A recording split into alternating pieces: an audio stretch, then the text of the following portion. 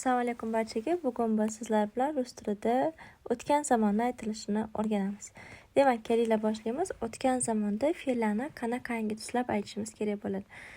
Biz o'tgan darsda sizlar bilan ko'rib chiqdik otlarni, ya'ni rodlarga ajratishni ko'rib chiqdik. Misol uchun, mama so'zi bo'ladigan bo'lsa, unga biz hozir sizlar bilan mana shu fe'llarimizdan moslab aytishni o'rganamiz. Ya'ni otga fe'lni bog'lashni o'rganamiz endi.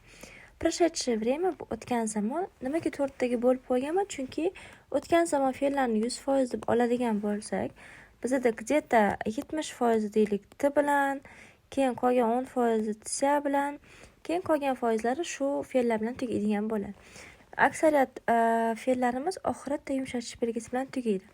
Endi har bitta tugashiga moslab ularni o'tgan zamonda aytilishini o'rganamiz. Yaxshilab eslab qolinglar, mana shu qoidalar bo'yicha siz 100%, ya'ni hamma fe'llarni o'tgan zamonda ayta olasiz. Bemalol ayta olasiz, shuning uchun ham bu yozganlarimni yozib olishga harakat qiling. Demak, birinchi bo'lib t yumshatish belgisi bilan tugagan fe'llar.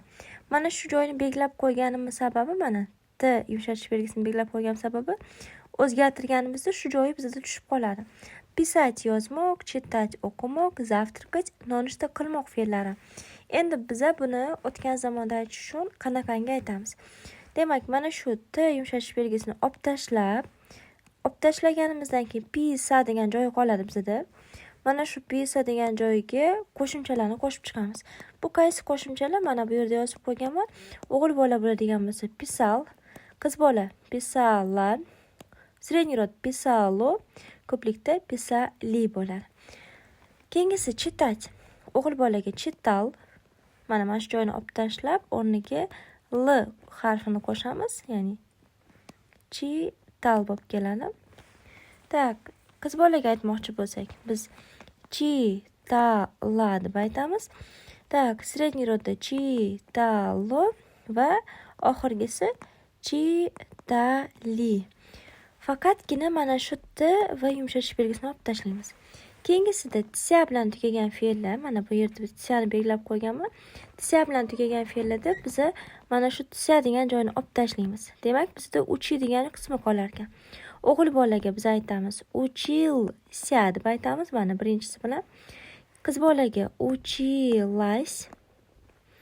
Средний родda uchilось, mana los qo'shimchasi qo'shyapmiz. Ko'plikda uchilись bo'lib keladi. Demak, tarjima qilib o'taman. Uchиться o'qimoq, umываться qo'l yuzni yuvmoq, starаться harakat qilmoq fe'llari. Mana shu завтракать fe'lini ham o'tgan zamonda shu qoida bo'yicha tuslab ko'ringlar. Keyingisi, ch yumshatish belgisi bilan tugagan fe'llarni biz qanaqa aytamiz? Ularga mana shunaqangi g, gla, glo va gli qo'shimchalarini qo'shamiz. Misol uchun, birinchi fe'limiz pomoch, yordam bermoq. Moch bo'ladigan bo'lsa, biror narsani qila olmoq tarjimasida keladi. Bu yordamchi fe'l bo'lib ishlatiladi. Demak, on agarda yordam berdi, ya'ni u yordam berdi demoqchi bo'lsak, biz on pomog deb aytamiz.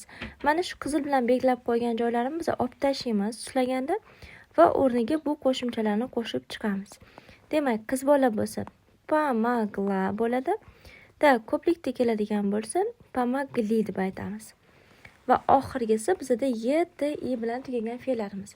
Y, t, i bilan tugagan fe'llarni ham mana shu y, t, i degan joyni olib tashlashimiz kerak bo'ladi. Keyin shu yerda yana bitta holatni aytib o'tmoqchiman. Itti degan, ya'ni bormoq fe'lini biz o'tgan zamonda aytish uchun mana shulardan foydalanamiz. Ya'ni o'tgan zamonda мужской род шел bo'ladi, женский род шла, средний род шло, ko'plikda shli. Keyin bu ittini o'tgan zamondagi yozilish shakli bo'ladi. Lekin buni biz qo'shimcha sifatida ham ishlatamiz. Ya'ni xuddi shular bizda mana shu y, t, i bilan tugagan fe'llarga qo'shimcha bo'lib keladi. Qanaqa bo'ladi? Po qoldi, ya'ni po bilan biz sholni qo'yadigan bo'lsak, on pashol, ana bo'ladigan bo'lsa pashla, ano pashlo, и aniga nisbatan pashli deb aytamiz. Boshqa fe'llarga ham xuddi shunaqa. Найти bo'ladigan bo'lsa topmoq, выйти chiqmoq. Demak, найти bo'lsa нашел, женский родda нашла, среднийda нашло, ko'plikda нашли deb aytamiz. Mana bu yerda fe'llarning tuslanishi ham berilgan. va mana shu tuslanishlarni yozib olish orqali boshqa bir xohlagan bir fe'lingizni mana shu qoidalar bo'yicha o'tgan zamonda tuslashingiz mumkin bo'ladi.